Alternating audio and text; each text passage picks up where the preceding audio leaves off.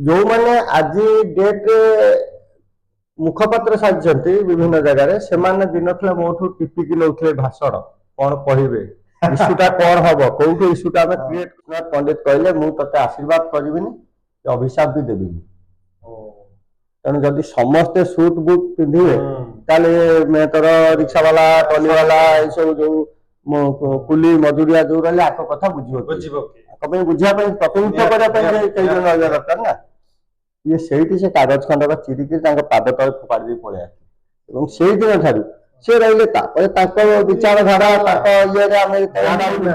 राजनैतिक दल हिसाब से एम अतीत मुझे देखी गोटे भिड देखे आज मुख्यमंत्री काली से थे विरोधी दल उपमुख्य सचेतक थे से पहुंचे थे से कौन देते स्टेटमेंट आज जो से फाइल पाख जाऊँगी मन पड़ूनी हूँ तो यहाँ दुर्भाग्य होता जहाँ भी से मेट सरकार थे पूर्व थे मुझे सियाड़ को जाऊनी तेणु मोटामोटी भाव मुझे गोटे कथा कहबी गत सरकार थिला से पिठी को मारुला पेटू को मार ना ये सरकार तो आसी समय सरकार गोटा निष्पत्ति नेले जे ना आपको दरवा फरवा सब दिज्व ये कर जो दिन कैबिनेट को जाइए जो दिन ए बाबद स्पेसिफिक कर से दिन 11टा के 12टा भितर बोधे इलेक्शन कमिशन डिक्लेयर करदे पूरा से कथा कोन सरकार जान मतलब सरकार तो भलो ना सरकार निर्वाचन केबे जानिथिले निश्चित 5 वर्ष पर निर्वाचन हबो एटा गोटे होची व्यवस्था गणतांत्रिक विधि व्यवस्था के बंद कर पारियो किंतु स्पेसिफिक डेटटा ताले एमानकर दुर्भाग्य बोली कहबा निश्चित भाव एमानकर दुर्भाग्य ना सब एमानकर एक सेटा प्रथम तो सरकार का अणदेखा ना ना आमे लॉ फॉर सेटे कोन जानि नथिलु हमर तो सेटे गोटे दिन से थिला इनक्लब जिंदाबाद छात्र एकता जिंदाबाद बेकारी हटाओ तळे बड़ एक जाइतिले सेताळे कोन हमको जिंदाबाद कहि देनिले तो हाँ किसी पिला कहथिले किछि मन ये होछ मन कथा जो कथा आपण केवल बेटा सुनि नथिले ये एक भिन्न स्टार्ट मारी पळे बरबेदरू बेबी के जाऊ ना ये कि जाइछन जस्ट बाटा बळला सरिछि मु हमर बड़ जोठी रहला कथा मते जो सेति में रहउछि सेमान आनी जो से सगत फगत कोन दवा कथा देइछन मु पीछि पी साला परे मते गोटे मो कानू गोटा आसिला जे प्रॉपर ट्रीटमेंट करानी बढ़ जाती ये तेरा ये जिनसटा जो आसिला मु से बाबद जहाँ को पचारिली से माने समस्त हाँ आम बुझुछु हाँ देखु किंतु ठीक से कले ना मार ऑफिस को जाय हां तेनु से माने प्रेस्टिजियस पर्सन से माने रही कि सेठी बसी ये जा दियो तेणु से मत एत खराब लगे मुझे से चनन फनन सब जो थिला मुहरे माने आपणकर एक जुआ बाहन जाइकरी चनन फनन सब छड़े छाड़े गोटे जनरल हिसाब रे स्कूटर स्टार्ट मारी चली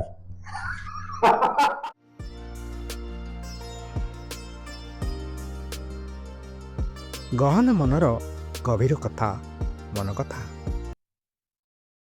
नमस्कार मन कथार आउ एक भिन्न अध्याय आज आपण संपूर्ण नुआ भिन्न प्रसंग अर्थात राजधानी राजरास्त जितेबाला चित्कार करती सरकारी कर्मचारी मान दाबी आ हक पछरे केउठी ना केउठी अजना हाथ था प्रसाद पटर नायक था नेपथ्य पथर था अध्यक्ष 100 ऊर्ध्व कर्मचारी संगठन अध्यक्ष थिबा बहु परिचित आशीष नंदक सहित आज मन कथा स्वागत कर धन्यवाद। ये राजधानी राजरास्त जिते समस्ते हक पाई आसती लड़ाई करती अनेक शून्य हाथ में फेरती आउ कि आंजुड़े स्वप्न पूरण करके फेरती ଏ ପ୍ରୟାସ ଆପଣଙ୍କର କେବେଠାରୁ? ଆମର ସ୍ପେସିଫିକ ଶ୍ରମିକ ଆନ୍ଦୋଳନ ସହିତ ଶ୍ରମିକ କର୍ମଚାରୀ ଆନ୍ଦୋଳନ ସହିତ ମୁଁ ସାମିଲ ହେଲି 1987 ମସିହାରେ। 1987। ତା ପୂର୍ବରୁ ମୁଁ ଜଣେ ଛାତ୍ର ନେତା ଥିଲି ଏବଂ ଛାତ୍ର ନେତା ଥିଲି ସ୍ପେସିଫିକ ମୁଁ ଜନତା ଦଳକୁ ହିଁ ଛାତ୍ର ନେତା ସେତେବେଳେ ଥିଲେ। ଆଜ୍ଞା। ନିର୍ଦ୍ଦିଷ୍ଟ ଦଳକୁ ବିଲଙ୍ଗସ କରୁଥିଲେ। ହଁ। ତାପରେ ଗୋଟେ ଏଭଳି ସିଚୁଏସନ ହେଲା ସମସ୍ତେ କ୍ଷମତା ପଛରେ ଧାଇଁଲେ। ଆମ ଛାତ୍ର ରାଜନୀତି ଯୋଉମାନେ ସବୁ ଥିଲେ ମୋ ସାଙ୍ଗସାଥି ମାନେ ଏବେ ମଧ୍ୟ ଗତ ସରକାରରେ ବହୁ ଲୋକ MLA ହେଇଛନ୍ତି, MP ହେଇଛନ୍ତି, ମିନିଷ୍ଟର ବି ହେଇଛନ୍ତି। ନା ତାଙ୍କଟା ଯୋଉମାନେ ଆଜି କାହିଁକିନା ସେତେବେଳେ ଗୋଟେ ସରକାର ଥିଲା ଆପଣଙ୍କର କଂଗ୍ରେସ ସରକାର ଥିଲା। କଂଗ୍ରେସ ସରକାରରୁ ବହୁତ ଗୁଡିଏ ଅଣାଯାଉଥିଲା। ସରକାରକୁ ଆସିବ ମାନେ କୋଉଠି ନା କିଛି ଯେକୌଣସି ସରକାର ହଉ ସେ ଜନତା ଦଳ ହଉ କଂଗ୍ରେସ ହଉ ଯେକୌଣସି ହଉ ସମସ୍ତଙ୍କର କିଛି ନା କିଛି ତ୍ରୁଟି ରହିବ, ଭୁଲ ନିଶ୍ଚିତ ରହିବ। ତେଣୁ ଆମକୁ ସେଠି ଉଭୟ ସରକାରକୁ ମଧ୍ୟ ସମାଲୋଚନା କରିବାକୁ ପଡେ। ଆମେ ଗୋଟେ ଦଳରୁ ବିଲଙ୍ଗ କରୁଥିଲେ ମଧ୍ୟ ଯୋଉଟା ଠିକଟା ଠିକ ଭୁଲଟା ଭୁଲ ଯଦି ଆମେ ଏଇଟା ନ କରିବା ତାହେଲେ ଆମେ ସାଧାରଣ ଲୋକଙ୍କର ପ୍ରତିନିଧି ହେଇପାରିବାନି। ତେଣୁ ମୋର ଗୋଟେ ପ୍ରିନ୍ସିପଲ ହେଲା ସେଇଟା ଯେ ଯୋଉଟା ଠିକଟା ଠିକ ଭୁଲଟା ଭୁଲ। ସେ ପ୍ରିନ୍ସିପଲ ଏପର୍ଯ୍ୟନ୍ତ ବଜାୟ ରଖିଛନ୍ତି 100%। ଆଜି ତାହେଲେ ଯୋଉ राज्य कृषि विभाग अस्थायी कर्मचारी संघ कहीं पुणी थे हलौची कहीं से पारनी ये दुर्भाग्य जे वेतन भी अटकई दि जाए दीर्घ वर्ष दीर्घ दिन धरी। आपण देखंतु तांकर कार्यक्रम मु तांको संघरे एंट्री करथिली 2007 मसिया गोटे अप्रत्याशित भावे मु पसिथिली। जेते पसिथिली माने हठात मु दिने राति रे फेरुची कोठी गोटे जाइथिले मोर थिला कार्यक्रम थिला मु सेठी सारी की फेरुची नताला रे हठात पार्टी सुबिला तो राति 11:30 रु 12 हबो।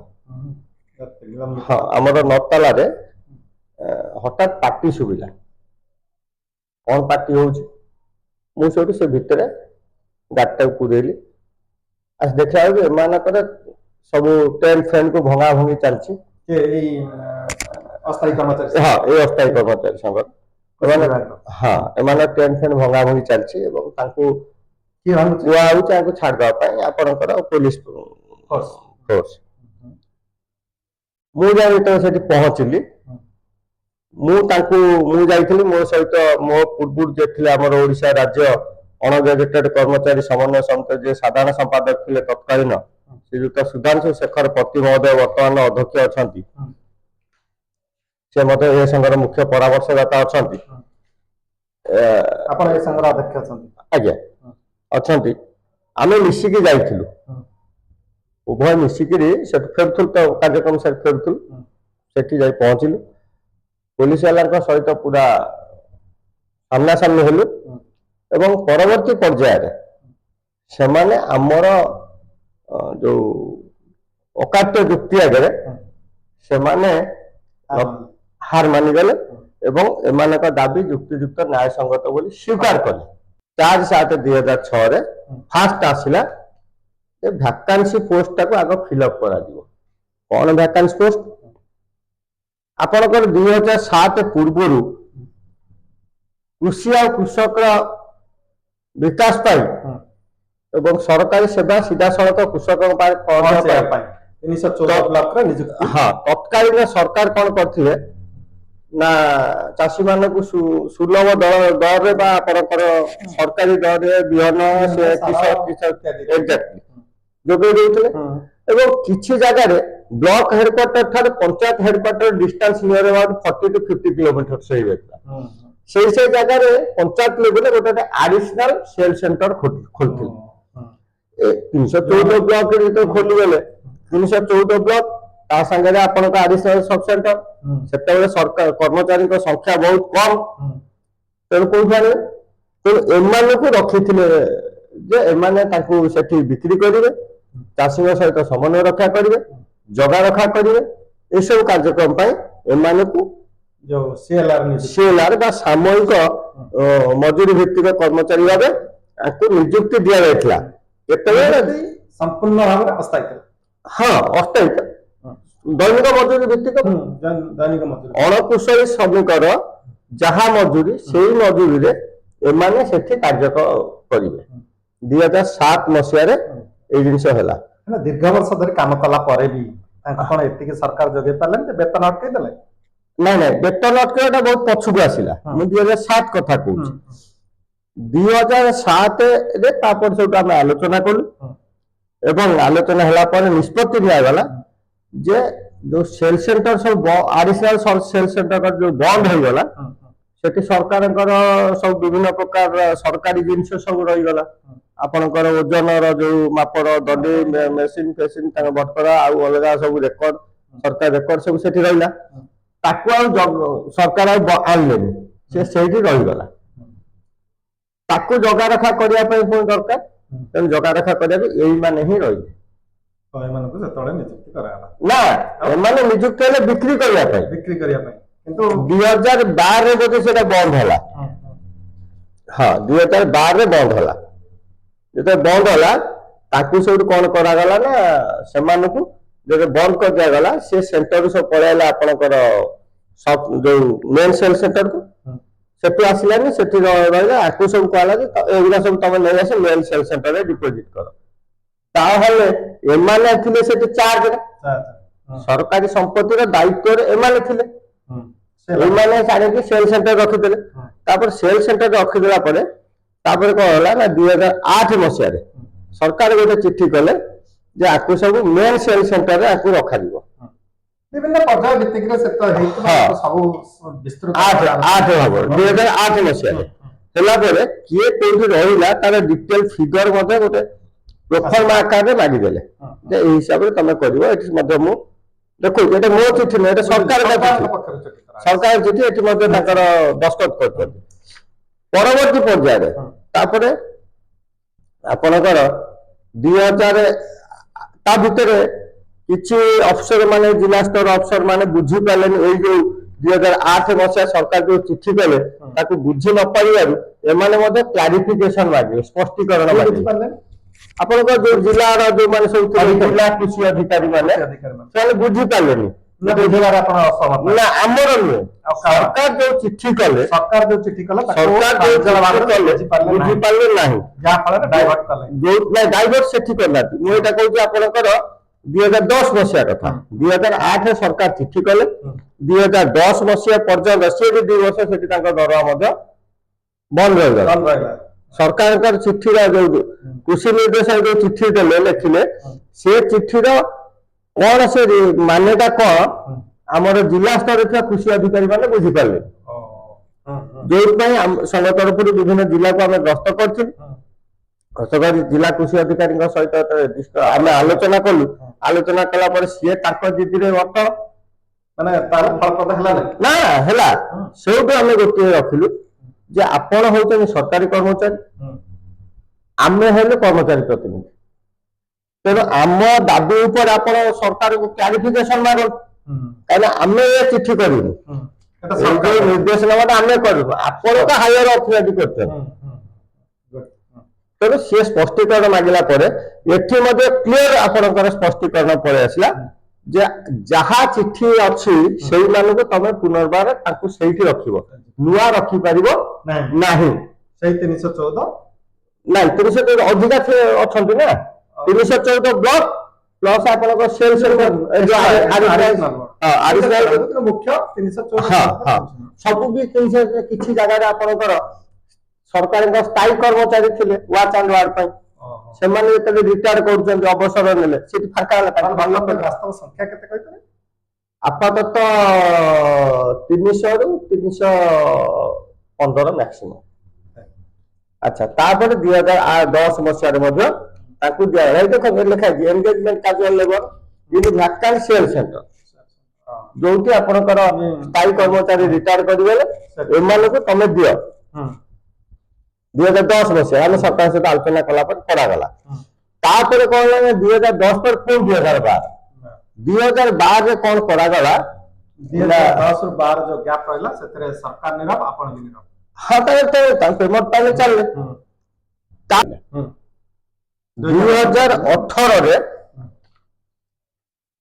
सरकारଙ୍କ ପାଇଁ ଆମେ ଗୋଟେ ମାନେ ଏଇ ଯୋଉ ବାରମ୍ବାର ପ୍ରତି ବର୍ଷ 2 ବର୍ଷ ଥରେ ଯୋଉ ଇଏ ହଉଛି ତାଙ୍କ ପାଇଁ ଗୋଟେ ସ୍ୱତନ୍ତ୍ର ନୀତି ନିର୍ଦ୍ଧାରଣ କରିବା ପାଇଁ ଆମେ ଦାବି କରୁ ସରକାର ଦୃଷ୍ଟି ଆକର୍ଷଣ କଲୁ କଲା ପରେ ତତ୍କାଳୀନ ଯେ ଥିଲେ ଆମର ଡାଇରେକ୍ଟର ସେ ସାଙ୍ଗେ ସାଙ୍ଗେ କଣ କଲେ ତାଙ୍କ ସହିତ ଦୀର୍ଘ ସମୟ ଆଲୋଚନା ହେଲା ପରେ ସେ ଫାଇନାନ୍ସ ଆଡଭାଇଜର ଯେ ଥିଲେ ତାଙ୍କ ଚେୟାରମ୍ୟାନସିପ ରେ 2 ଜଣ ଆପଣଙ୍କର ଡେପୁଟି ଡାଇରେକ୍ଟର ଆଉ ଆରେ ଜଏଣ୍ଟ ଡାଇରେକ୍ଟର ଆଙ୍କୁ ସବୁ ନେଇକିରି ଜଣେ ଯୁଗ୍ମ ନିର୍ଦ୍ଦେଶକ ଏବଂ 2 ଜଣ ଡେପୁଟି ଡାଇରେକ୍ଟରକୁ ନେଇକିରି ଗୋଟେ କମିଟି ଗଠନ କଲେ 5 ଜଣିଆ କମିଟି ସେ କମିଟିକୁ ଇନଷ୍ଟ୍ରକ୍ସନ ରହିଲା ଯେ ତମେ ମାସକ ଭିତରେ ତମେ ସବୁ ଡିଟେଲ ରିପୋର୍ଟ ମତେ ପ୍ରିପେୟାର କରି ଦିଅ ଫର ଫର୍ଦର ନେସେସरी ଆକ୍ସନ ଏଉଠୁ 2018 ମସିହାରେ ଆଜ୍ଞା ସରିଗଲା 2018 ରେ कमिटी हैला किंतु तार किछि हाँ कमिटी हैला फलप्रद हेलानी ता भितरे दरमा दर नहीं दरवा भी किछि हाँ से जो चलला दरवा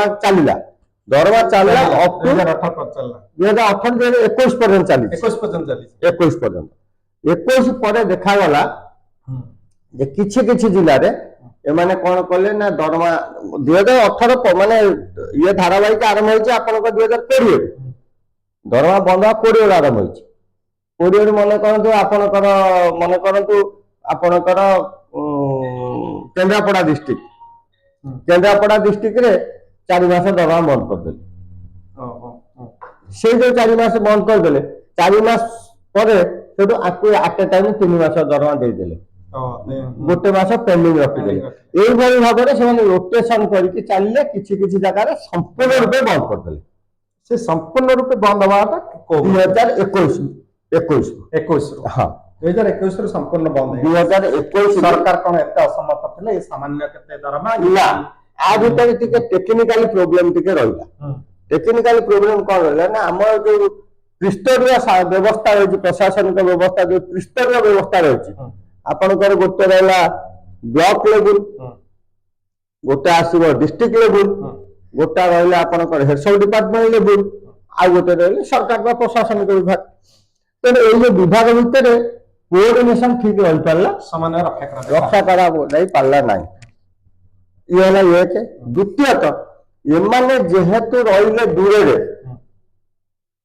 एमान जेहेतु दूरे रहिले सेकंड आउट कोन ना जो माने सेते चाकरी करथिबा वर्तमान वाला त सेमान एते उच्च शिक्षित हेले मते सेमान ये ऑफिशियली जो आपनकर ये भितर टच रहिले नाही एतका सुजोग को बेस होता ताको पे सुजोग दरमा नाही बहुत दूर रे हां सेकंड थिंग होउछ थर्ड थिंग होला कोन ना जेते दरमा नाही मने करंतु गोटे जदि ऑल ओवर स्टेट रो बंद हो ताले एटा गोटे इशू हो मने करंतु केंद्रापड़ा रे बंद करे कटक रे पाइले केंद्रापड़ा वाला पहिला कटक वाला पाउतन केंद्रापड़ा वाला ताले एमानक मध्य मते सामान्य अभाव रहला हां ए जो जिंस होला ताना सेठी टिके संगठन डिस्टर्ब हो गला आपण 2018 मसिया पर थारु 2019 20 रु साधारणतः कोविड स्टार्ट हो गला कोविड रहला 20 रु 21 हरारे 22 पर्यंत रहिला तो से जो 2 वर्ष 2.5 वर्ष भीतर सांगठनिक कार्यक्रम किछि हेइ पाला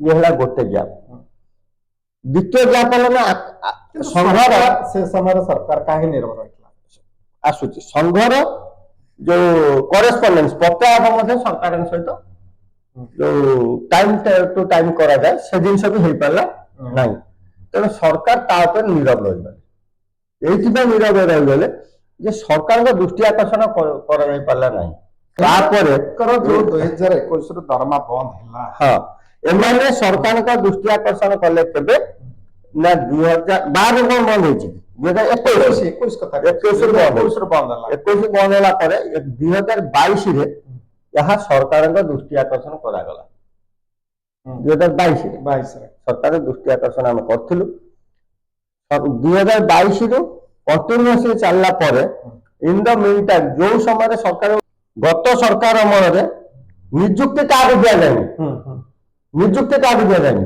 आत्मनियुक्ति दिया जाय आत्मनियुक्ति नॉट नियुक्ति आत्मनियुक्ति दिया जाय গত সরকারে ছটেইটা করা যায়নি, কিন্তু দরমা বন্ধ দরমা দিয়াযাই চালিছে।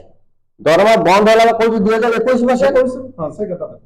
2021 ରେ ଆପଣଙ୍କର ପ୍ରଶାସନିକ ବିଧି ବ୍ୟବସ୍ଥା 21 ଠୁ ଆରମ୍ଭ ହେଇଗଲା, ଗୋଟେ ଭିନ୍ନ ଧରଣର ଚାଲିଲା। ଆପଣ ଜାଣିଥିବେ ଜଣା ବାସ୍। ତେଣୁ ସେଇ ଯୋଉ ଭିନ୍ନ ଧରଣକୁ ଏମାନେ ବଳି ପଡିଗଲେ। ନା, ସେ ଯୋଉ ପ୍ରଶାସନିକ ଅଧିକାରୀ ମାନଙ୍କର ଯୋଉ ଇଏ ଏବଂ ପଲିଟିକାଲି ତାଙ୍କ ରାଜନୈତିକ ଯୋଉ ରହିଲା ରହିଲା ରାଜନୈତିକ ଆଉ ଏବଂ ପ୍ରଶାସନିକ ମଧ୍ୟରେ ସଠିକ ସମନ୍ୱୟ ରହିଲାନି, ଏମାନେ ବଳି ପଡିଲେ। ଯୋଉଥିପାଇଁ ଏମାନେ ବଳି ପଡିଲେ।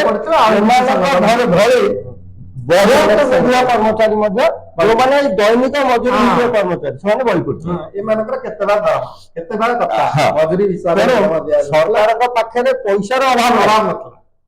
ସେତେବେଳେ ଯୋଉଭଳି ଭାବରେ ପଇସା ଖର୍ଚ୍ଚ ହଉଥିଲା, ଆଜି ବି ଯୋଉଭଳି ଭାବରେ ପଇସା ଖର୍ଚ୍ଚ ହଉଛି। ଏବେ ଆପଣ କଣ ଭାବୁଛନ୍ତି, ନୂଆ ସରକାର ଆସିଛନ୍ତି କିଛି? ଶୁଣନ୍ତୁ, ନୂଆ ସରକାରଙ୍କ ପାଇଁ ମୁଁ ଏତିକି କହିବି, ଏ ତ 6-7 ମାସର ସରକାର।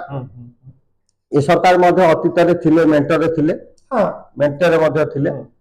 ତା ପୂର୍ବରୁ କେନ୍ଦ୍ରରେ ମଧ୍ୟ ଷ୍ଟେବୁଲ ଗଭର୍ଣ୍ଣମେଣ୍ଟ ହେଇକି ଥିଲେ, ଶାସନ କରିଥିଲେ। ତେଣୁ ଜଣେ ଶ୍ରମିକ କର୍ମଚାରୀ ନେତା ହିସାବରେ ମୁଁ ଦେଖିବି ଏ ସରକାରଙ୍କର ଯେତିକି ରହିବା କଥା, କର୍ମଚାରୀଙ୍କ ପ୍ରତି ଯେତିକି ନୈତିକ ଦାୟିତ୍ୱ ରହିବା କଥା, ସେ ନୈତିକ ଦାୟିତ୍ୱ ନବାରେ କୋଉଠି ନା କୋଉଠି ଟିକେ ତ୍ରୁଟି ଅଛି। ମାନେ ପୂର୍ବ କଥା କହୁଛନ୍ତି ନା ଏବେ ସରକାର କଥା କହୁଛନ୍ତି? ନାଇଁ ନାଇଁ ନାଇଁ, ମୁଁ ସରକାର ବର୍ତ୍ତମାନ ଯୋଉ ସରକାର ଚାଲିଛି, ଏଇ ରାଜନୈତିକ ଦଳ, ସରକାର ଅଲଗା, ରାଜନୈତିକ ଦଳ ଅଲଗା। ତେଣୁ ଏମାନେ ଯେହେତୁ ବର୍ତ୍ତମାନ ସରକାର ଅଛନ୍ତି, ଆମେ ତାଙ୍କୁ ସରକାର ବୋଲି ସମ୍ବୋଧନ କରିବୁ। ଏମାନେ ଏବେ ସରକାର ନଥିଲେ, ସ୍ପେସିଫିକ ରାଜନୈତିକ ଦଳ, ମୁଁ ନାଁ ନେବାକୁ ଚାହୁଁନି ନା, ରାଜନୈତିକ ଛଟେଇ 2009 ଆରମ୍ଭ ହେଲା। କାହାକୁ କଲେ? ଏଇ ପିଲାମାନଙ୍କୁ ଡିସେମ୍ବର ଦରମା ପାଇନାହାନ୍ତି, ଦରମା ପାଇନାହାନ୍ତି, ଏମାନେ ଦରମା ପାଇଁ ଦାବି କଲେ। ଏମାନେ ଦରମା ପାଇବା ପାଇଁ ସରକାର ଦାବି କଲେ, ସରକାର ଦୃଷ୍ଟି ଆକର୍ଷଣ କଲେ। ଯେତେବେଳେ ସରକାର ଦୃଷ୍ଟି ଆକର୍ଷଣ କଲେ ଏବଂ ବର୍ତ୍ତମାନ ଯୋଉ ଉପମୁଖ୍ୟମନ୍ତ୍ରୀ ତଥା ଆମର କୃଷି ମନ୍ତ୍ରୀ ଅଛନ୍ତି, ତାଙ୍କର ମଧ୍ୟ ଦୃଷ୍ଟି ଆକର୍ଷଣ କଲେ। ସିଏ କିନ୍ତୁ ପଜିଟିଭ ମୁଡରେ ଥିଲେ ଏବଂ ସିଏ ଇମିଡିଏଟ ନିର୍ଦ୍ଦେଶକ ମହୋଦୟ କହିଲେ ଯେ ଆଙ୍କର କଣ ଅସୁବିଧା ଅଛି, ଏଇଭଳି କେତେ ଲୋକ ଅଛନ୍ତି, ତା ଡିଟେଲ୍ସଟା ମତେ ଦିଅ। କୃଷି ନିର୍ଦ୍ଦେଶକ ମଧ୍ୟ ମୁଁ ଆଜି ଧନ୍ୟବାଦ ଜଣାଉଛି, ସେ ସାଙ୍ଗେ ସାଙ୍ଗେ ମଧ୍ୟ ଜିଲ୍ଲାମାନଙ୍କୁ ମାଗିଛନ୍ତି ଯେ ତମେ ଦିଅ ଡିଟେଲ୍ସଟା। ଆଜ ଇଜନ ମାନେ ବର୍ତ୍ତମାନ ସୁଦ୍ଧା ଯାହା ଅଛି, ବର୍ତ୍ତମାନ ଷ୍ଟାଟସ ରିପୋର୍ଟଟା ଦିଅ। ସେ ମତେ ବର୍ତ୍ତମାନ ଷ୍ଟାଟସ ରିପୋର୍ଟ ଦବା ପରିବର୍ତ୍ତେ ସେ ଚିଠି ତାର ସ୍ପେସିଫିକ ଡେଡଲାଇନ ମେନସନ ଥିଲା, 28 ତାରିଖ ବୋଧେ, 28/11 ବୋଧେ ଥିଲା।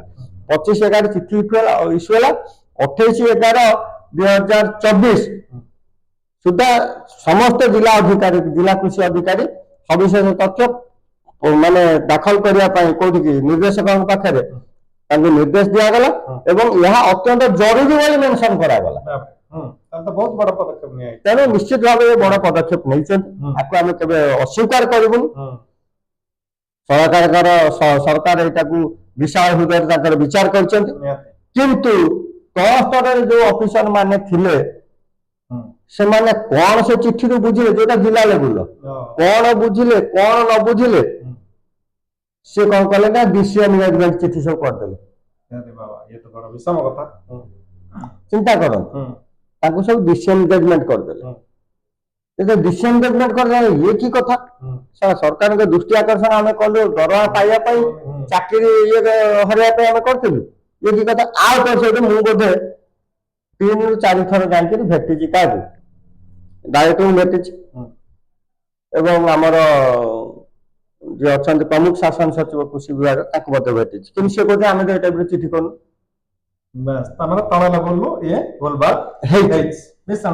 ତାହେଲେ ଏଠି ଆମେ କାହା ଦୋଷ ଦବା? ଏ ନିରୀହ କର୍ମଚାରୀ, ତମେ ହଉଛ ଶିକ୍ଷିତ, ଉଚ୍ଚ ଶିକ୍ଷିତ ବୋଲି, ଉଚ୍ଚ ଶିକ୍ଷିତ ଏବଂ ସରକାରଙ୍କ ବିଭିନ୍ନ ପରୀକ୍ଷା ଦେଇକି ତମେ ପାସ୍ କରିକି ଚାକିରି ପାଇଛ, ଜିଲ୍ଲାର ମୁଖ୍ୟ ହେଇଛ, ମାନେ district level officer, district head of the department. ଆପଣ ଯଦି ଚିଠିର ମୂଲ୍ୟ ନ ବୁଝିବେ ବା ମାନେ ନ ବୁଝିବେ ବା ଆପଣଙ୍କ ଅଧୀନରେ ଥିବା ଯୋଉମାନେ ଆପଣଙ୍କର ଆସିଷ୍ଟାଣ୍ଟ ମାନେ ଯଦି ନ ବୁଝିପାରିବେ, ତାହେଲେ ଚାକିରି ପାଇଁ ସେମାନେ ଚାକିରି କରିବାକୁ ଯୋଗ୍ୟ ଅଯୋଗ୍ୟ ସେ ବିଚାର ଆଗେ ଆପଣଙ୍କର। ନଭେମ୍ବର ମାସରେ ଚିଠି କରାଯାଇଥିଲା, ସେ ଚିଠିକୁ ମଧ୍ୟ ତାକୁ ପୁଣି ମଧ୍ୟ ମଗାଗଲା ଯେ ତମେ ଆଜି ପର୍ଯ୍ୟନ୍ତ କାହିଁକି ଦେଇନ, ତୁରନ୍ତ ଦିଅ। ସରକାର ଆକ୍ଟିଭ ଅଛନ୍ତି। ସରକାର ଆକ୍ଟିଭ ଅଛନ୍ତି, ସରକାର ଆକ୍ଟିଭ ଅଛନ୍ତି, ହୁଁ। କିନ୍ତୁ ସେମାନେ ତାକୁ ଦେଲେ ନାହିଁ। ହୁଁ। ନ ଦେଇକିରି ତାପରେ ସେଠୁ ଗୋଟେ ଆଳ ବାହାରି କଲେ ଯେ 93 ମସିହାରେ ଅର୍ଥ ବିଭାଗ ଗୋଟେ ଏଇଭଳି ଗାଇଡଲାଇନ ଜାରି କରିଥିଲା, ତେଣୁ ସେ ଗାଇଡଲାଇନ ଅନୁସାରେ ତମକୁ ଆମେ ଛଟେଇ କରିଦେଇଛୁ। ଓ ଯଦି ତମେ ଛଟେଇ କରିଦେଇଛ ତାହେଲେ ମୋର ଏଠି ପ୍ରଶ୍ନ ଆପଣଙ୍କ ମାଧ୍ୟମରେ ସରକାରଙ୍କୁ ପ୍ରଶ୍ନ ଏବଂ ଅନୁରୋଧ ମଧ୍ୟ ମୁଁ ସରକାରଙ୍କୁ କରିବି ଯେ ଏଇ ଯୋଉ ଚିଠି ଗୁଡିକ ସବୁ ହେଇଛି ହେଇଛି ତାହେଲେ କଣ? 2007 ଠାରୁ 2024 ପର୍ଯ୍ୟନ୍ତ କ୍ଲିୟର ମେନସନ ହେଇଛି। କଣ୍ଟିନ୍ୟୁଅସଲି ଆମମାନଙ୍କ ସହିତ ଆଲୋଚନା କରିଛନ୍ତି, ତାଙ୍କୁ ରିଏନଗେଜମେଣ୍ଟ ଠାରୁ ଆରମ୍ଭ କରି ଆପଣଙ୍କର ସବୁ କିଛି ବ୍ୟବସ୍ଥା ଚିଠି କରିଛନ୍ତି। ଜିଲ୍ଲା ସ୍ତର ଅଫିସର ମାନେ ତ କିଛି ଭୁଲ କରିନାହାନ୍ତି, ସେମାନେ ଏ ଚିଠିକି ଭୁଲ କରିନାହାନ୍ତି ବୋଲି କହିବୁନି, ଚିଠି କରାଯାଇଛି ଏବଂ ତାପରେ ଯୋଉ ଜିଲ୍ଲା ସ୍ତରରେ ସ୍ପଷ୍ଟୀକରଣ ମଗା ହେଇଛି ତାକୁ ମଧ୍ୟ ନିର୍ଦ୍ଦେଶକ ମଧ୍ୟ ସ୍ପଷ୍ଟୀକରଣ ଦେଇଛନ୍ତି। ତାହେଲେ ଯଦି 93 ମସିହାରେ ହେଲା, ତମେ 2007 ପରଠାରୁ କଣ୍ଟିନ୍ୟୁଅସ୍ 93 2007 ସେତେବେଳେ ତମେ ଥିଲ କୋଉଠି? ତାପରେ 1993 ମସିହାରେ ଯାହାର ବୟସ ଥିଲା ମନେ କରନ୍ତୁ 20 ବର୍ଷ, 2000 ଆପଣଙ୍କର 7 ମସିହାରେ ତାର ବୟସ ହେଲା କେତେ? 1993 ମସିହାରେ ଯାହାର ବୟସ ଥିଲା 20 ବର୍ଷ, ସେ 20 ବର୍ଷ ବୟସରେ ଚାକିରି କଲା। ସେ ପୁଣି ଆସିକି ତାକୁ 2000 ଇଏରେ ଆପଣ କହୁଛନ୍ତି ଯୋଉ 24ରେ ଆପଣ ତାକୁ ଡିସଏନଗେଜମେଣ୍ଟ କରୁଛନ୍ତି, ତାହେଲେ ପୁଣି ସେ ଅଣକୁଶଳୀରୁ ଅର୍ଦ୍ଧକୁଶଳୀରୁ ହେଇପାରିଲାନି। 30 ବର୍ଷ 30 31 ବର୍ଷ 30-31 ବର୍ଷ ନିରବଚ୍ଛିନ୍ନ ଭାବେ ସରକାରୀ ସେବାରେ ନିଜକୁ ନିୟୋଜିତ କରିଥିବା ବେଳେ ଏବଂ ସରକାରଙ୍କର ସମସ୍ତ ଯୋଜନାର ସୁଫଳ ଚାଷୀଙ୍କ ପାଖରେ ପହଞ୍ଚାଉଥିବା ବେଳେ ଏମାନଙ୍କୁ ଅଚାନକ ଯୋଉ କାର୍ଯ୍ୟାନ୍ତର କରିବା, ଏଇଟା କେତେ ଦୂର ଯୁକ୍ତିଯୁକ୍ତ ନ୍ୟାୟସଙ୍ଗତ ଗୋଟେ ଗଣତାନ୍ତ୍ରିକ ରାଷ୍ଟ୍ରରେ, ଗୋଟେ ଆପଣଙ୍କର ଜନମଙ୍ଗଳକାରୀ ରାଜ୍ୟ ଏବଂ ତାର ପୁଣି ମଧ୍ୟ ଜଣେ ଲୋକପ୍ରିୟ ସରକାର ଅଛନ୍ତି, ଜନପ୍ରିୟ ସରକାର, ଜନକଲ୍ୟାଣକାରୀ ସରକାର, ସେ ଆକୁ ନିଶ୍ଚିତ ଭାବେ ସୌମ୍ୟତା ସହିତ ବିଚାର କରିବେ ବୋଲିକିରି ଆମେ ଦୃଢ ଆଶା ଓ ବିଶ୍ୱାସ ରଖିକିରି ଆମେ ମାନ୍ୟବର ଉପମୁଖ୍ୟମନ୍ତ୍ରୀ ତଥା କୃଷି ମନ୍ତ୍ରୀ ଯିଏ ଅଛନ୍ତି, ଆମେ ଆସନ୍ତାକାଲି ତାଙ୍କୁ ଶାନ୍ତିପୂର୍ଣ୍ଣ ଭାବେ ଯିବୁ, ତାଙ୍କୁ ଆମେ ଆମର ସ୍ମାରକ ପତ୍ର ଦେବୁ ଏବଂ ନିଶ୍ଚିତ ଭାବେ ଆମେ ତାଙ୍କୁ ଅନୁରୋଧ କରିବୁ। ଆଜ୍ଞା, ଆନ୍ଦୋଳନ ସହିତ ଦେବେ ନା ନା ଆନ୍ଦୋଳନ ଆସିଲା, ଆନ୍ଦୋଳନ ତ ଅଲଗା। ଆପଣ ମାନେ ନିରବତା ଅବଲମ୍ବନ କରି ଶାନ୍ତିପୂର୍ଣ୍ଣ ଭାବରେ ଅଭିଯୋଗଟା କହିବେ ଯେ ବାସ୍ତବ ଚିତ୍ରଟା କୃଷି ମନ୍ତ୍ରୀ ଅନୁଭବ କରନ୍ତୁ ଏବଂ ତୁରନ୍ତ ଯେଉଁମାନଙ୍କୁ କାର୍ଯ୍ୟାନ୍ତର କରାଯାଇଛି ସେମାନଙ୍କୁ ଆଜ୍ଞା ପୁନଃନିଯୁକ୍ତି ଦେବା ସହିତ ଦରମା ବି ଦିଆଯାଉ, ଯୋଉ ବକେୟା ଦରମା ସେଇଟା ମଧ୍ୟ ଦରମା ବନ୍ଦ ଥିବା ଅବସ୍ଥାରେ ଏ 314 ବ୍ଲକର ଯୋଉ କର୍ମଚାରୀ କାର୍ଯ୍ୟ ଜାରି ରଖିଥିଲେ। ଟୁଡେ ଆଜି ସଣ୍ଡେ ଅଛି, ମୋ ପାଖରେ ଯାହା ଖବର ଅଛି ଆପଣଙ୍କ ଆଳି ବ୍ଲକକୁ ବୋଧେ କାଲି ନା ପରଦିନ ଆଳି ଅଛି, ଜଗତସିଂହପୁରର ବୋଧେ କୁଜଙ୍ଗ ବୋଧେ ଅଛି, କୁଜଙ୍ଗ ରାହାମା ବ୍ଲକ ବୋଧେ ଏମିତି ତାଙ୍କର ଷ୍ଟକ୍ ଯାଇଛି। ଏମାନେ ଏଠୁ ରହିକି ମନିଟରିଂ କରୁଛନ୍ତି, ସେ କଣ ଏନଜିଓ ଫେନଜିଓ ସବୁ ଦିଆ ବୋଲି ଏମାନେ ଏଠୁ ରହିକି ମନିଟରିଂ କରୁଛନ୍ତି। ତାହେଲେ ଯଦି ଏମାନଙ୍କୁ ଡିସଏନଗେଜମେଣ୍ଟ କରାଯାଇଛି, ସରକାରଙ୍କ ରେସ୍ପନ୍ସିବୁଲ ଜିନିଷ ଏମାନେ କରୁଛନ୍ତି କେମିତି? ନିଶ୍ଚିନ୍ତ ଭାବରେ ଏ କଥା ଉଦ୍ଭବ କରିବାର ଆବଶ୍ୟକତା ରହିଛି। ନୂତନ ସରକାର ଇଏ ଯୋଉ ନୂତନ ଚିନ୍ତାଧାରା କରି ଆସିଛନ୍ତି ଏବଂ ଏଭଳି କର୍ମଚାରୀ ବିଶେଷ ଭାବରେ ଏମାନେ ହଉଛନ୍ତି ଗୁରୁତ୍ୱପୂର୍ଣ୍ଣ ଦାୟିତ୍ୱରେ ଅଛନ୍ତି। ଅର୍ଥାତ୍ ଚାଷୀଟି ପ୍ରତ୍ୟେକ ପେଟକୁ ଦାନା ଯୋଗାଏ, ଆଉ ତା ପେଟରେ ଯଦି ଦାନା ନ ପଡେ ଆଠୁ ଦୁର୍ଭାଗ୍ୟ ଆଉ କିଛି ନାହିଁ। ମୁଁ ଯିବି ଏବେ ବ୍ୟକ୍ତିଗତ ସ୍ତରରେ।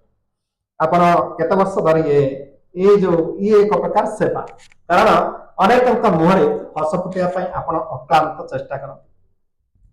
ये सरकार हो कि पूर्व सरकार हो, कौन सरकार हो, दलगत निर्विशेषରେ ଆପଣ ଟେବୁଲ ବାଡେଇବାକୁ ଚେଷ୍ଟା କରନ୍ତି କିମ୍ବା ହାତ ପାତିବାକୁ ଚେଷ୍ଟା କରନ୍ତି। ଏ ଦିଟାରେ କୋଉଟା ନା କୋଉଠି ସଫଳ ହୁଏ। କେତେ ସଫଳତା ପାଇଛନ୍ତି? ସଫଳତା ଯଦିଓ ସମ୍ପୂର୍ଣ୍ଣ ସଫଳତା ଯଦିଓ ପାଇନି, ତଥାପି ବିଫଳ ହେଇନି। ନା ବିଫଳ ହେଇନି। ନିଶ୍ଚିତ ଭାବରେ କିଛି ଲୋକଙ୍କ ମୁହଁରେ ମୁଁ ହସ ଫୁଟେଇବାରେ ଇଏ ଗୁଣିଚି ମୂଷା ଭଳି ସେତୁ ବନ୍ଧ ବାନ୍ଧିଛି, ସରକାରଙ୍କ ସହିତ କର୍ମଚାରୀଙ୍କ ମଧ୍ୟରେ ସେତୁ ବନ୍ଧ ବାନ୍ଧିଛି ଏବଂ ହସ ଫୁଟିଛି।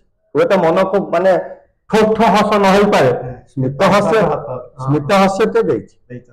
ଆପଣ ये जो समस्या ये तो वर्ष तमाम लगी लोयर पीएमजे जो झड़ कहले अत्युक्त आपण परिवार को छाड़ी एथिपाई अधिक समय दियंती ना परिवार पाई भी समय दियंती ଶୁଣନ୍ତୁ ପରିବାର ମୁଁ ପ୍ରଥମେ କୃତଜ୍ଞତା ଜ୍ଞାପନ କରିବି ମୋର ବାପା ଜଣେ ଅବସରପ୍ରାପ୍ତ ଅଧିକାରୀ ଥିଲେ, ସରକାରୀ ଅଧିକାରୀ ଥିଲେ। ସିଏ ମତେ କେବେ ଏ ବାବଦରେ ପ୍ରତିବାଦ କରିନାହାନ୍ତି ବା ଇଏ କରିନାହାନ୍ତି। ଦ୍ୱିତୀୟତଃ ହେଲେ ମୋର ପତ୍ନୀ ଯିଏକି ମୋର ବିବାହ ପୂର୍ବରୁ ସେ ଚାକିରି କରିଥିଲେ, ଷ୍ଟାଫ ନର୍ସ ଭାବେ ଚାକିରି କରିଥିଲେ ରେଲୱେ ହସ୍ପିଟାଲ ରେଲୱେ ହସ୍ପିଟାଲରେ। ସିଏ ଯେତେବେଳେ ବାହାଘର ନେଗୋସିଏସନ ଠୁ ଆରମ୍ଭ କରି ଆମର ଯୋଉ ସବୁ ଅଛି ସିଷ୍ଟମ ହିନ୍ଦୁ ଧର୍ମ ଅନୁସାରେ ଯେତେବେଳେ ଚାଲିଲା, ସିଏ ଷ୍ଟଡି କଲେ ଯେ ଏ ଲୋକଟା ତ ଆକୁ ବାହା ହେଇକି ମୁଁ ବେକାର ହେଇଯିବି। ସେ ତା ମନ ଭିତରେ ଏଇ ଜିନିଷଟା ଭାବିଥିଲେ। ମୁଁ ଯେତେବେଳେ ତାଙ୍କର ମୋର ଯେତେବେଳେ ଦେଖା ସାକ୍ଷାତ ହେଲା, ଯୋଉଟା କହନ୍ତି ଆପଣଙ୍କର ନିର୍ବନ୍ଧ ସମୟରେ ବାହାଘର ଯୋଉ ହେଇଥିଲା, ମୋ ବାହାଘର ଯୋଉ ବରଯାତ୍ରୀରେ ଆପଣଙ୍କର ଯେ ଅବସରପ୍ରାପ୍ତ ମୁଖ୍ୟ ଶାସନ ସଚିବ ଗଲେ ଜେନା ବାବୁ ଆମର, ସେ ଥିଲେ ଇନ୍ ଦ୍ୟାଟ୍ ଟାଇମ୍। ଭଲ କଥା, ଯୋଉ କଥା ଆପଣ କେବେ ଶୁଣି ନଥିବେ, ଇଏ ଏକ ଭିନ୍ନ। ଏବଂ ମୋର ବାହାଘର ଯୋଉ ହେଇଥିଲା, ମୋ ବାହାଘର ଯୋଉ ବରଯାତ୍ରୀରେ ଆପଣଙ୍କର ଯେ ଅବସରପ୍ରାପ୍ତ ମୁଖ୍ୟ ଶାସନ ସଚିବ ଗଲେ ଜେନା ବାବୁ ଆମର, ସେ ଥିଲେ in that time collector Cuttack, Pradeep Jena ସିଏ ଯାଇଥିଲେ ମୋ ବରଯାତ୍ରୀ। ଏବଂ ଆପଣଙ୍କର ଯାଇଥିଲେ ଆମ YMCA ର ଯେ ଓଡିଶାର ମୁଖ୍ୟ ରୀତା ମିଶାଲ, ସିଏ ବି ଯାଇଥିଲେ। ଏବଂ ବହୁ ପଦସ୍ଥ ବିଧାୟକ ଏବଂ ମନ୍ତ୍ରୀ ମାନେ ମଧ୍ୟ ଯାଇଥିଲେ। ତାପରେ ବର ଗଲା, ସେତିକିବେଳେ ଆମ ପିଲା ବି କିଛି, ମୋର ବି ସାଙ୍ଗସାଥି ସହକର୍ମୀ କିଛି ଯାଇଥିଲେ। ମୋର ମଧ୍ୟ କିଛି ସାଙ୍ଗ ଆଜି ପ୍ରଶାସନିକ ଅଧିକାରୀ ହେଇକି ଅଛନ୍ତି, ଯୋଉମାନେ ପାଠ ପଢୁଥିଲେ ମୋ ସାଙ୍ଗରେ, ସେମାନେ ବି ଅଛନ୍ତି। ସେ ଯାଉ, ସେ ଗୋଟେ ଅଲଗା ପ୍ରକାର ହେଇକି ଗଲା କାହାଣୀ। କିନ୍ତୁ ମୋର ଦୁର୍ଭାଗ୍ୟ, ମୁଁ ବେଦୀରେ ବସି ବାହା ହେଇପାରିଲିନି ସେଠି। ନା, ମୁଁ ସେଠୁ ଗୋଟେ ଏଭଳି ପରିସ୍ଥିତି ସୃଷ୍ଟି ହେଲା, ମୁଁ ସେଠୁ ପଳେଇ ଆସିଲି, ମାନେ ଲୁଚିକି ନାହିଁ, ମାନେ ସ୍କୁଟର ଥିଲା ମୋର, ସ୍କୁଟର ଷ୍ଟାର୍ଟ ମାରି ତାପରେ ଖୋଜା ହେଲା, ବହୁତ ଖୋଜା ହେଲା, ଖୋଜା ହେଇ ବାପାଙ୍କର ଜଣେ ଥିଲେ, ବାପା ସେତେବେଳେ ଯେହେତୁ ଇନ୍ ସର୍ଭିସ ଥିଲେ ଏବଂ ଗୋଟେ ଭଲ ପଦବୀରେ ମଧ୍ୟ ଥିଲେ, ଆପଣଙ୍କର ବୋଧେ ଥିଲେ ସେତେବେଳେ ସେ ଇଏ ଥିଲେ ଆମର PhD, କଟକ PhD ଦାୟିତ୍ୱରେ ଥିଲେ। ସିଏ କଣ କଲେ ନା, ମୋର ଯେତେ କଟକରେ ଯେତେ ସବୁ ମୋର ସବୁ ମେନ୍ ଜାଗା ଦିଏ, ସେଠିକି ସବୁ ଫୋନ ଫାନ୍ କରିକି ଇଏ କଲେ, ସେମାନେ ସବୁ ଖୋଜିଲେ, ତାଙ୍କର ଯୋଉ ଜୁନିୟର ସ୍ଥାନୀୟ ମାନେ ସବୁ ଖୋଜିଲେ, ସେମାନେ ବି ବାହାଘରରେ ପାର୍ଟିସିପେଟ କରୁଛନ୍ତି ନା, ଖୋଜି ଆଉ ପାଇଲେ। ତାପରେ ସେଠୁ ସବଜେକ୍ଟ ଟୁ କଣ୍ଡିସନ ଆଉ ସେଠି ମୁଁ ଆଉ ବାହା ହେଲି ନାହିଁ, ମୋ ଘରେ ମୁଁ ଆସି ପୁନର୍ବାର ବାହା ହେଲି। ସେ ଦୁନିଆ ପାଲା ଚାଲିଥିବ, କାହାଣୀ ଜିନ୍ଦାବାଦ। ସେଇଠି ବରଯାତ୍ରୀ ଗଲାବେଳେ ସେତେବେଳେ ତ ଆପଣଙ୍କର ବ୍ରାସ୍ ବ୍ୟାଣ୍ଡ ଥିଲା, ବିଜେପି ଯେ ସବୁ ଜିନିଷ ସେତେବେଳେ ନଥିଲା, ସେତେବେଳେ ବ୍ରାସ୍ ବ୍ୟାଣ୍ଡ ଥିଲା। ଆଉଟା ସେ ଯୋଉ ଆମର ଗାଁରୁ ଆସିଥିଲା ସେ ବାଜା, ଢୋଲ ବାଜା ଆସିଥିଲା। ତେଣୁ ଦିଟା ବାଜାପାଟି ଚାଲିଥିଲା, ତା ଭିତରେ ବରଯାତ୍ରୀ ବି ଯାଉଥିଲେ। ସେ ନାଚ ଗୀତ ଭିତରେ ବରଯାତ୍ରୀ ଆପଣ ଜାଣିଥିବେ, ନେତା ମନ୍ତ୍ରୀ ଅଛନ୍ତି, ସେସବୁ ଜିନିଷ ତେଣୁ ଯେହେତୁ ଏସବୁ ଇଏ ଜିନିଷ ହେଇଛି, ସେତିକି ବେଳେ କଣ ହେଇଛି ନା, ତା ଭିତରେ ଇନକ୍ଲବ ଜିନ୍ଦାବାଦ ଚାଲିଛି, କିଏ ପକେଇ ଦେଇଛି, ଇନକ୍ଲବ ଜିନ୍ଦାବାଦ, ଆମର ଦାବି ପୂରଣ ହଉ, ଆମର ଦାବି ନ୍ୟାଯ୍ୟ ଦାବି ସରକାର କେବେ ମାନିନି। ସେଇଠି ହିଁ ସରକାର ଥିଲେ, ସେଇଠି ହିଁ ପ୍ରତିପକ୍ଷ ଥିଲେ। ତେଣୁ ଅନୁଭୂତି ବୋଧହୁଏ ଏ କଥା ଆଉ କୋଉଠି କହିନଥିଲେ, ଯାହାକି ନା କେବେ କହିନଥିଲି। ମୁଁ ବହୁତ ଇଏକୁ ଯାଇଥିଲି, ଯାହା ଆପଣ ଯେତେ ଚାହିଁଲେ ଜାଣିବା ପାଇଁ ମୁଁ ଆପଣଙ୍କୁ ଆଗରେ ଏଇଟା ଏକ୍ସପ୍ରେସ କରୁଛି। ଯାଉ ସେ ଇଏ ହେଇଗଲା, ବାହାଘର ସରିଗଲା, ସବୁ ଠିକ ଠାକ ଚାଲିଲା। ବାହାଘର ସରିଲା ପରେ ସେଇଠୁ ମୋ ମିସେସ୍ କୁ ସେଇଠୁ ମୁଁ କହିଲି ମୁଁ ମୋ ଆମ୍ବିସନ ହଉଛି ଏଇଆ, ହଁ ତେଣୁ ଏ ଆମ୍ବିସନ କୁ ମୁଁ କେବେ କମ୍ପ୍ରମାଇଜ କରିପାରିବିନି। ଏବେ ବି ସମୟ ଅଛି, ତମେ ପୁନର୍ବିଚାର କର। ବାପରେ ଏ ତ ବଡ ଏବଂ ସିଏ ଶୁଣିଲା, ସବୁ ରହିଲା। ତା ପରଦିନ ହଠାତ୍ ବାହାରିଲା ଯେ ମୁଁ ଯିବି ମୋ ଅଫିସକୁ। ମୋର ଗୋଟେ ଛୋଟ ମାରୁତି ଗାଡ଼ିଟେ ଥିଲା, ମୁଁ ନେଇକି ଗଲି।